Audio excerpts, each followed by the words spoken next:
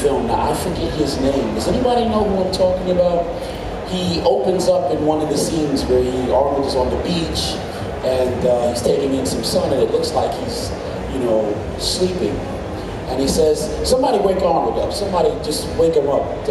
Arnold, I'm about to go to New York, and I figured that I'm going to get some training done with Louis out there, and I think everything that I learned from you that you stole from me, I'm going to share with him, Arnold, and I think the combination is going to be very hard to beat. He says, what do you have to say about that, Arnold? And Arnold rests for a second, and he says, I'll see you when you get back. You're kind. But the point I'm trying to make is that the brunt of the bad guy character, the character that everybody can kind of feel like they love to hate, was carried very successfly by those three. You know, you had this gentleman whom I forget the name of. You have, you know, Kidweller, who was just known for taunting the Mike Katz character, and then you had Arnold.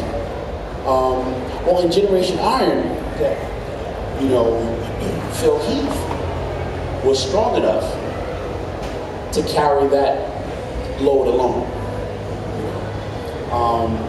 And there's an interesting pie in the face that comes with that, you know. But the film works.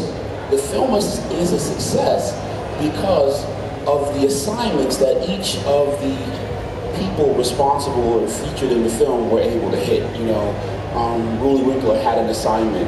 The character Kai Greene had an assignment. The director had an assignment. Phil Heath's character in the film had an assignment. And I think ultimately we were able to walk away feeling like, okay, we were able to see something that went somewhere and did something as a movie because of each character hitting their assignment successfully. Yeah, but so the movie, it was a movie. It was portrayed as a movie. So like, we're taking movie industries as like fiction. Well, I wouldn't say that. I wouldn't say it's fictional. But I'm saying that the film works